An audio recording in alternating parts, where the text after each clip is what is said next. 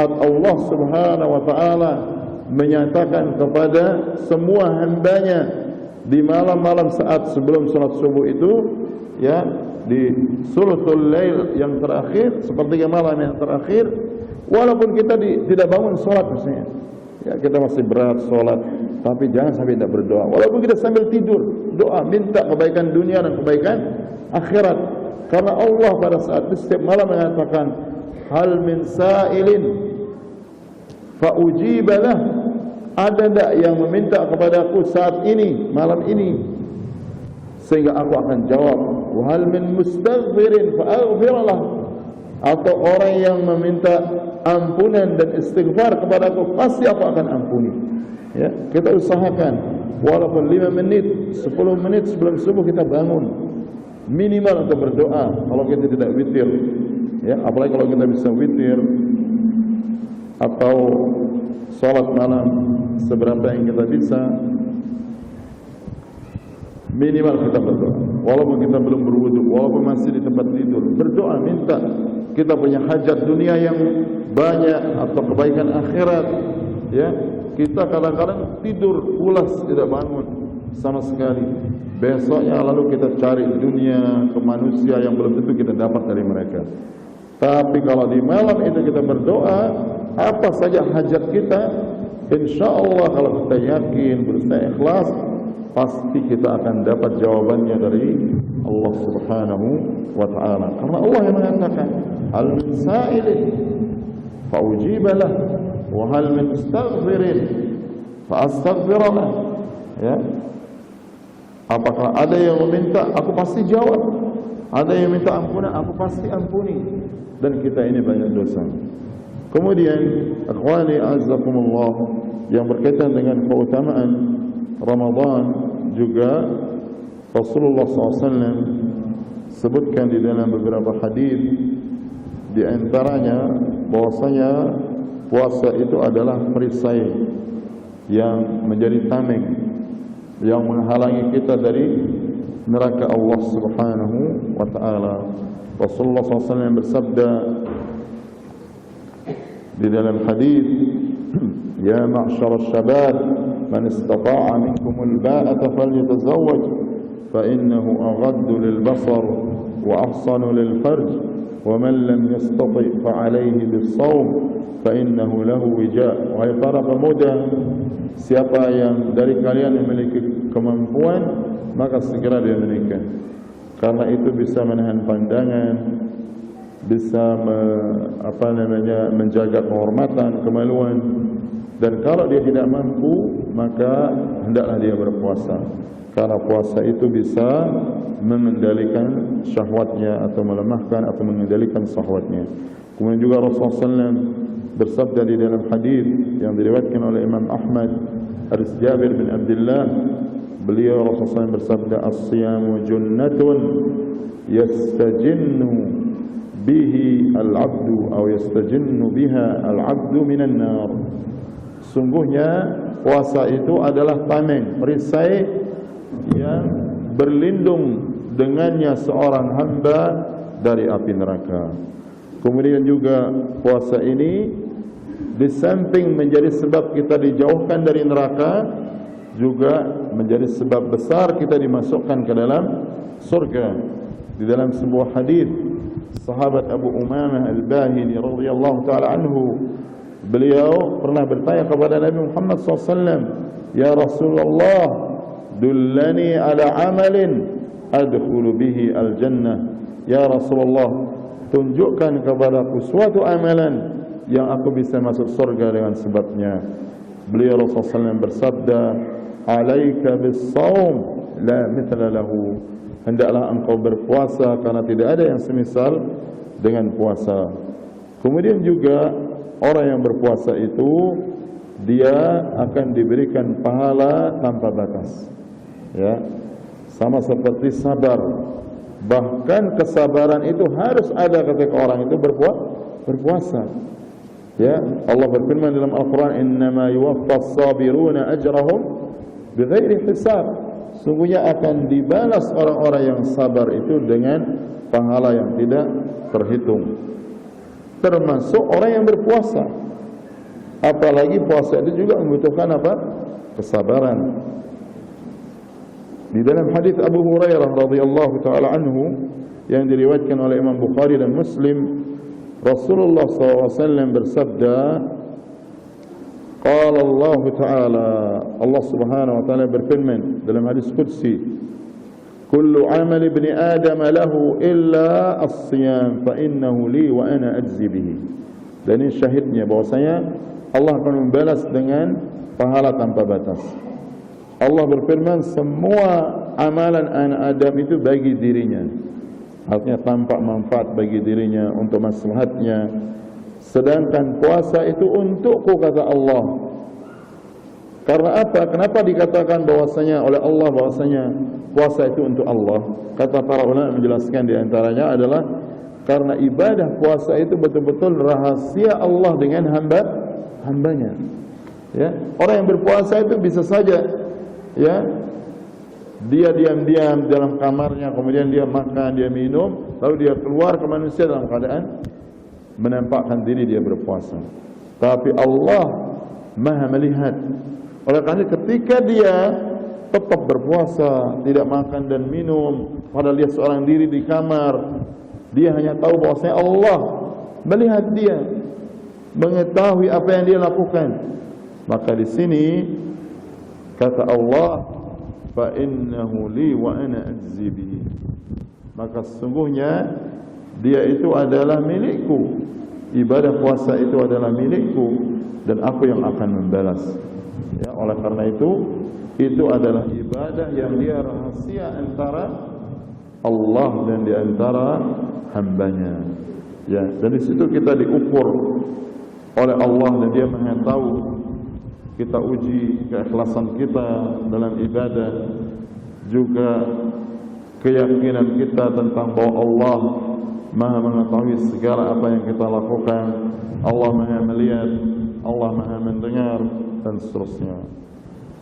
Wasyamu junnatun, dan puasa itu adalah perisai atau tameng. Wa idza kana yaumu shaumi ahadikum fala yarfut wala yaskhab. Jikalau salah seorang kalian dia berada pada hari dia berpuasa, maka janganlah dia berkata yang kotor, jangan berkata yang cabul, ya, perkataan-perkataan yang tidak pantas. Wala yaskhab, jangan dia berteriak-teriak, ya, mengganggu orang yang sedang puasa, yang sedang istirahat, yang sedang ibadah. Nah, ini juga mempengaruhi pahala kita. Ya, mungkin kita tahan makan dan minum dan segala hal yang membatalkan puasa, tetapi kadang-kadang kita tidak tahan untuk tidak teriak kadang-kadang. Ya, kalau kurang dibelikan misalnya makanan atau disiapkan makanan oleh istrinya atau anaknya, dia marah. Ya, kadang-kadang dia dengar orang berbisik saja teriak dia. Ya, jadi cepat tersinggung. Dari situ dilatih orang kesabaran. Ya, fala yaskhab fa in sabbahu ahadun aw qatalahu falyaqul inni imra'un sha'imun. Kalau ada orang yang mencaci dia, ya, ada orang yang mau ajak kita bertengkar, caci maki kita, atau dia mau memerangi kita, ajak kita berkelahi, maka hendaklah dia mengatakan inni imra'un sha'imun. Saya ini dalam keadaan apa? Berpuasa, atau saya ini orang yang berpuasa. Walladzi nafsu Muhammadin biyadihi, dan demi jiwa Muhammad, jiwa Nabi Muhammad SAW yang berada di tangan Allah Subhanahu wa taala, la khalufu famis sha'im atyabu 'indallah min rihil misk. Sungguh bau mulut orang yang berpuasa itu jauh lebih harum, jauh lebih baik daripada bau kasturi. Ini wajib kita imani. Semua manusia, bahkan diri kita, kalau mencium bau mulut kita itu bau dia, dan kita suka. Tapi Allah muliakan dengan pernyataannya bahwa justru bau mulut itu di sisi Allah lebih harum daripada bau kasturi. Saking Allah itu memuliakan ibadah yang sedang kita lakukan, dan juga memuliakan orang yang sedang berpuasa itu. Ya. Kemudian selanjutnya lis-shaimi farhatan. Orang yang berpuasa itu akan punya atau mendapatkan dua kebahagiaan. Yafrahuhuma, yang dia berbahagia dengan keduanya. Idza aftara fariha, jikalau dia berbuka puasa, dia bergembira karena sudah dimudahkan berpuasa, bergembira ketika dia akan berbuka. Wa idza laqiya rabbah fariha bisaumihi, jikalau kelak di akhirat dia bertemu Allah, dia akan berbahagia dan bergembira dengan puasanya, karena puasanya ini menjauhkan dia dari api neraka dan memasukkan dia menjadi sebab dia dimasukkan ke dalam surga Allah Subhanahu wa ta'ala. Kemudian juga puasa ini dia akan memberikan syafaat bagi kita. Jadi di akhirat itu ada orang-orang yang tadinya akan dimasukkan ke dalam neraka, tapi karena syafaat dia kemudian dijauhkan dari api neraka. Ada orang yang tadinya sudah masuk neraka walaupun dia muslim, walaupun seorang muslim itu tidak kekal dalam neraka, tapi dia karena banyak dosanya masuk dia ke dalam neraka. Lalu kemudian Allah berikan syafaat karena mungkin dia puasa dan seterusnya. Ya. Jadi Rasulullah mengatakan dalam hadis, as-siyamu wal Qur'an yashfa'ani lil 'abdi yaumal qiyamah. Puasa dan Al-Quran itu kelak akan memberikan syafaat bagi seorang hamba pada hari kiamat. Yaqulus siyam, puasa itu akan berkata kepada Allah, ay rabbi mana'tuhu at-ta'ama wasyarab, ay rabbi mana'tuhu at-ta'ama wasyahwah. Wahai Tuhanku, wahai Rabbku, aku telah menahan dia, mencegah dia dari makanan dan syahwatnya. Fasyafi'ni fihi, maka berikanlah aku syafaat, hak syafaat untuk dirinya. Ya. Jadi Allah akan berikan hak syafaat untuk memberikan syafaat kepada orang yang berpuasa itu. Wa yaqulul Qur'an, dan berkata Al-Qur'an, mana'tuhu an-nauma bil-lail, aku mencegah dia dari tidur malam. Fasyafi'ni fihi, maka berikanlah aku hak syafaat untuk dirinya. Orang yang baca Al-Quran itu qala fa yusyafa'an, lalu beliau menyatakan, lalu Al-Quran dan puasa ini diberikan hak syafaat oleh Allah Subhanahu wa ta'ala. Kemudian yang berkaitan dengan hal ini juga, bahwasanya orang yang berpuasa itu, kalau dia berpuasa, tunaikan kewajiban puasa, atau secara umum berpuasa juga yang sunnah, ya, terutama yang wajib, kelak kalau dia masuk surga, dia akan masuk melalui pintu khusus bernama Babur Rayyan, pintu Ar-Rayyan. Ya.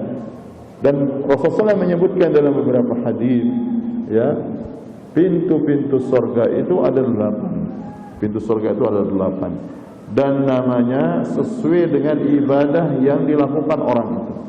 Ada namanya Babus Salah, pintu salat, karena yang masuk melalui pintu itu orang-orang yang menjaga salat.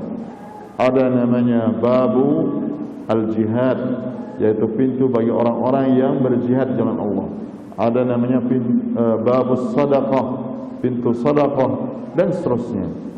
Nah, semua pintu itu dinamakan sesuai dengan nama ibadah dan amalannya, kecuali puasa. Puasa itu as-saum atau as-siyam, tidak dinamakan dia babus siyam, ya, pintu puasa tidak, tapi dinamakan dia babur rayyan.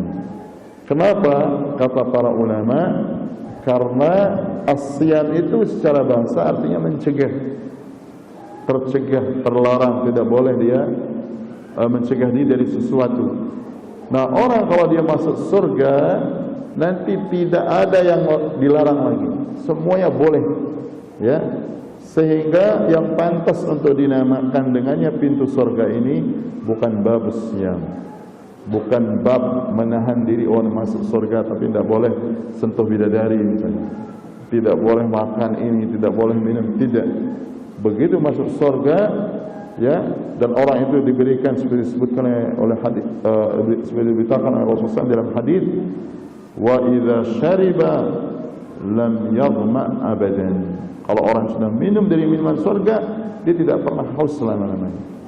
Tapi kapan dia mau, dia didekatkan. Makanan, buah-buahan didekatkan. Begitu dia terlintas saja ingin, langsung dia mendekat, langsung dia siap semua makanan itu. Allah sebutkan dalam Al-Quran, qutufuha daniyah, ya, memetik buah-buahan itu dekat. Ketika dia ingin, dia dekat, ya. Jadi itu sebabnya dinamakan dia Ar-Rayyan.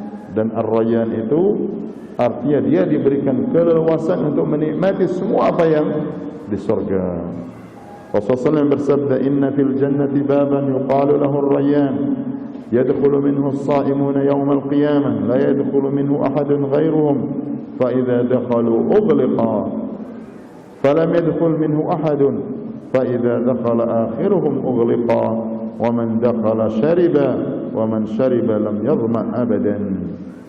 Sungguhnya sabda Rasulullah, di surga itu ada satu pintu yang dinamakan dia pintu Ar-Rayyan, yang masuk melaluinya orang-orang yang berpuasa pada hari kiamat. Tidak ada seseorang pun yang boleh masuk melalui pintu ini kecuali mereka orang-orang yang berpuasa. Dan kalau mereka sudah masuk, maka akan ditutup pintu tersebut.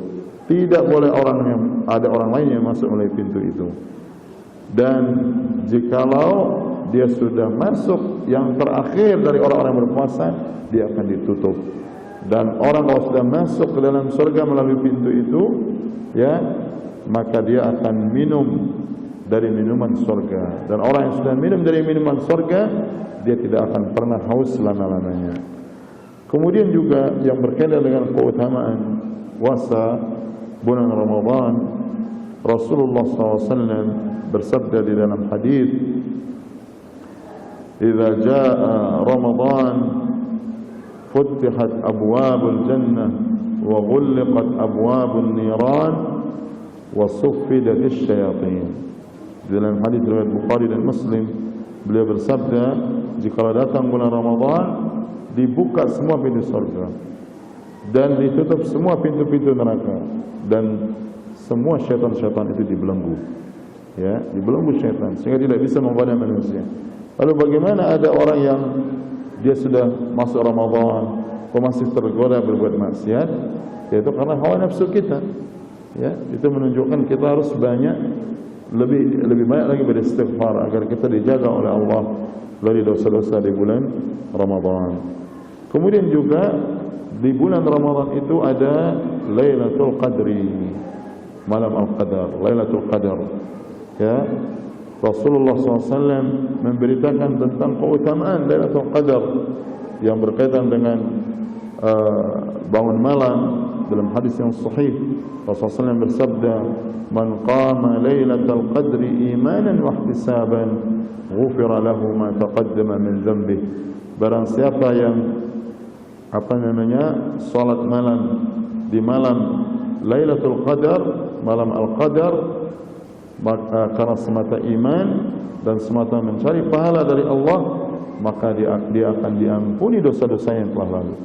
Dan Allah Subhanahu wa taala berfirman, "Lailatul Qadri khairum min alfi syahrin."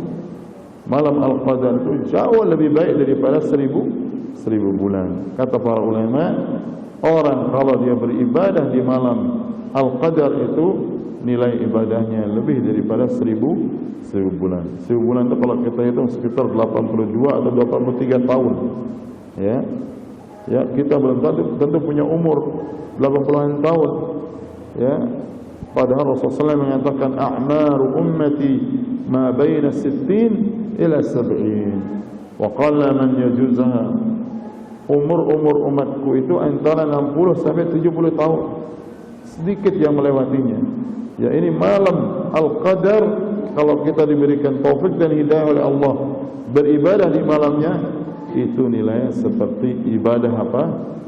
Ibadah lebih daripada 1000 bulan. Ya, kita bisa salat maghrib, bisa salat isya, ini fardu. Maghrib dan isya kita kalau pas itu malam Al-Qadar, ya, karena malam itu dimulai dari masuknya salat apa? Masuk waktu maghrib. Dia akan bernilai seperti kita ibadah 2 salat ini, ya, yaitu lebih daripada 1000 bulan. apalagi ditambah dengan salat malam, salat tarawih, kita baca Quran, kita sedekah, ya. Oleh karena itu Imam Muhammad ibn Shihab Az-Zuhri, seorang ulama hadis di kalangan sigar tabi'in, ulama tabi'in, beliau mengatakan syahrul Ramadan syahru al-Qur'an wal it'am. Bulan Ramadan itu adalah bulan Al-Quran. Jadi kita perbanyak baca Al-Quran. Kemudian juga yaitu bulan kita memberikan makan kepada saudara-saudara kita, kepada kaum muslimin, baik yang miskin dan fakir, apalagi untuk berbuka, untuk makan secara umum, ya. Dan boleh juga untuk keluarga kita, walaupun teman-teman kita yang kaya, itu kita perbanyak, ya. Itu lebih utama bagi orang-orang yang membutuhkan, ya. Jadi ini keutamaan yang besar yang harus kita perhatikan. Kemudian yang berkaitan dengan masalah ini, yaitu tentang Ramadan, yaitu kewajiban kita berpuasa di bulan Ramadan, seperti ayat yang kita sebutkan tadi dalam surah Al-Baqarah, syahrul Ramadan alladzi unzila fihi al-Qur'an hudan lin-nas wa bayyinatin minal huda wal furqan faman syahida minkum asy-syahra falyasumhu. Bulan Ramadan adalah bulan diturunkannya Al-Quran. Jadi Al-Quran itu disebutkan dalam riwayat diturunkan utuh 30 juz itu ke langit di Baitul Izzah pada malam Al-Qadar. Ya, pada malam Al-Qadar di bulan Ramadan. Nah, kemudian sepanjang 23 tahun wahyu Allah itu turun kepada Nabi Muhammad SAW di bulan Ramadan, di luar bulan Ramadan juga, dan kemudian pertama kali juga didatangi oleh Rasulullah SAW dan diberikan wahyu oleh Jibril itu juga di bulan Ramadan. Dan semua kitab-kitab suci sebelum Al-Quran itu diturunkan di bulan Ramadan seperti yang disebutkan oleh Rasulullah SAW di dalam hadis. Jadi wajib berpuasa bagi orang yang menyaksikan bulan Ramadan kalau mereka mukallaf dan tidak memiliki udzur seperti sakit yang mencegah dia puasa, safar, musafir, atau dia udzur-udzur yang lainnya yang akan kita sebutkan insyaallah taala. Dan kita harus sadar bahwasanya kita berpuasa itu yang terbaik bagi kita. Allah berfirman, "Wa antasumu khairul lakum." Kalian berpuasa itu jauh lebih baik bagi kalian. Kemudian puasa ini ya menjadi sebab kita kalau kita berpuasa, dan bagi orang yang sedang berpuasa doanya diijabah oleh Allah Subhanahu wa taala. Di dalam sebuah hadis yang diriwayatkan oleh Imam Al-Bazzar di dalam musnad beliau, kemudian Imam Ahmad juga di dalam musnad, Rasulullah SAW bersabda, "Inna lillahi fi kulli yawmin wa laylah utaqa minan nar fi syahri Ramadan wa inna likulli muslimin da'watun yad'u biha fayustajabu lahu." Sesungguhnya Allah Subhanahu wa taala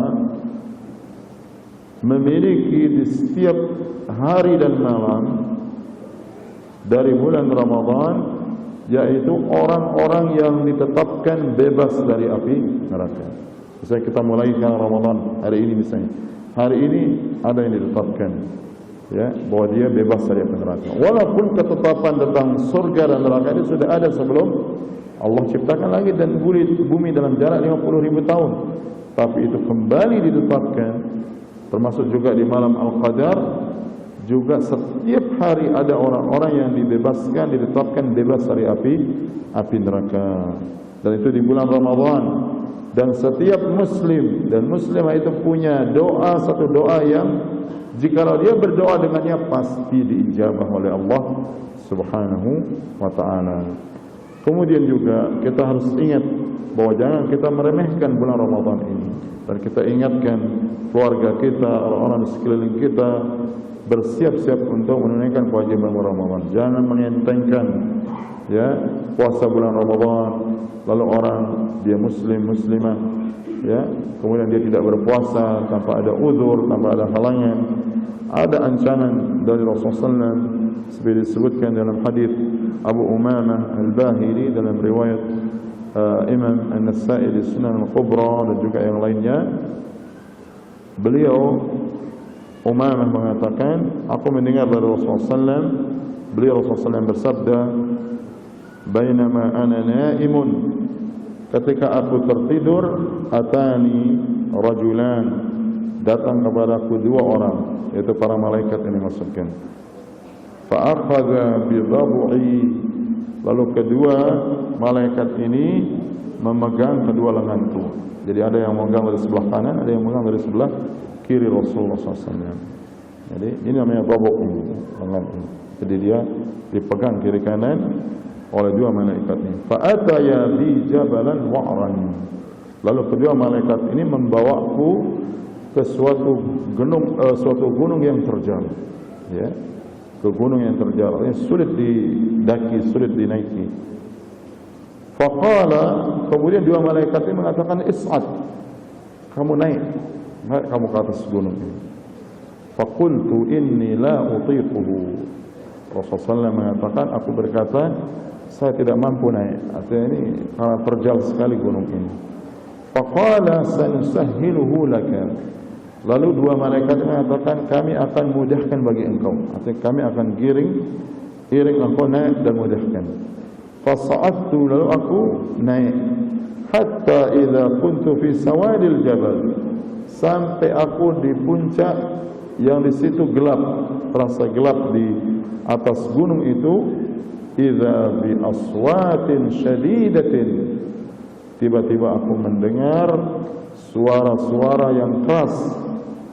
Qultu, aku berkata, ma hadhihi al-aswat, aku berkata kepada dua malaikat ini, apa ini suara yang keras ini? Qalu hadza awa'u ahli an-nar, kata malaikat ini adalah jeritan keras orang-orang yang ada di neraka, artinya penghuni neraka. Summan talaqa bi, kemudian keduanya membawa aku berlanjut, arti berjalan. Fa idza ana bi qaumin mu'allaqin, tiba-tiba aku melihat, ya, artinya Rasulullah SAW itu diperlihatkan neraka dan orang-orang yang diazab dalamnya. Sebagaimana disebutkan dalam hadis sahih juga, Rasulullah pernah diperlihatkan surga dan kenikmatannya. Aku melihat sekelompok orang atau satu kaum yang dia digantung, ya, disiksa oleh Allah, kepalanya di bawah, kakinya di atas. Mu'allaqin, mereka tergantung, bi'araqibihim, digantung di urat kakinya itu, ya, di urat kaki yang besar, di dekat tumitnya itu, digantung, diikat di situ. Wal iyad billah. Yaitu kakinya menghadap ke atas, kemudian wajahnya, kepalanya menghadap ke bawah. Musyaqqaqatan asdaquhum, dalam keadaan mulut mereka itu mengalir darah, ya, karena dia. Jadi wal iyad billah, kalau saja kita di dunia ini wal iyad billah melihat ada orang yang digantung seperti itu, mungkin akan turun darahnya lama-lama, dan itu akan menyakitkan di dunia. Maka bagaimana kalau itu di neraka Allah Subhanahu wa taala? Ini hendaklah jadi peringatan bagi kita kaum muslimin untuk jangan meremehkan ibadah puasa. Tasilu asdaquhum daman, mulutnya itu mengalir darah yang deras, ya. Qala qultu man haula, kemudian aku berkata, siapakah orang-orang ini? Qala alladzina yuftiruna qabla tahillati shaumihim, mereka inilah orang-orang yang mereka membatalkan puasa mereka sebelum selesai, ya, belum maghrib, masih asar. Nah, terus dia pura-pura dah pinang kepalanya ini, ya, jadi apa-apa yang dilihat itu kayak makanan, ya, atau dia sengaja, apa saya capek-capek, kemudian dia berbuka, ya, padahal dia mampu, padahal dia tidak ada udzur. Atau orang belum selesai bulan Ramadan, dia dahuluan dia Eid, ya, duluan Id. 10 hari kaum muslimin belum selesai dia sudah Id duluan. Ya. Dan dia puasa sesuai dengan maunya, bukan dengan syariat Allah Subhanahu wa taala. Ini juga diancam. Diancam dengan apa? Hadis yang mulia ini, ya. Kemudian yang berkaitan dengan Ramadan ini juga, ketika kita akan memasuki bulan Ramadan, dan ini sering kita ingatkan, ya, di antara yang disyariatkan adalah kita tuh melihat hilal bulan sabit. Sudah muncul bulan sabit atau tidak, ya, di akhir Sya'ban, pada hari ke-29 dari Sya'ban, malamnya itu kita lihat, ya. Kalau dia terlihat, berarti kita sudah masuk bulan Ramadan. Kalau tidak terlihat setelah 29 itu, berarti kita sempurnakan Sya'ban itu 30 hari. Rasulullah SAW bersabda dalam hadis, "Sumu li ru'yatihi wa aftiru li ru'yatihi." Berpuasalah kalian karena melihat hilal bulan sabit, dan berbukalah, artinya berhentilah puasa Ramadan li ru'yatihi, juga karena melihat hilal. Fa in ghumma 'alaikum, kalau mendung atas kalian, artinya kalian tidak bisa melihat hilal, fa akmilu sya'bana 30, maka sempurnakanlah bulan Sya'ban itu 30 hari, ya. Itu diriwayatkan oleh Imam Bukhari dan Imam Muslim, ya, tentang ru'yatul hilal, melihat bulan sabit sebagai awal Ramadan dan akhir Ramadan ini. Alhamdulillah, pemerintah kita, penguasa kita sudah dibentuk tim yang akan melihat itu, ya. Kalau kita mau melihat, boleh ikut melihat. Nah, tapi yang menjadi ukuran dan rujukan dalam awal puasa dan akhir puasa itu apa yang ditetapkan dan diumumkan oleh pemerintah, ya.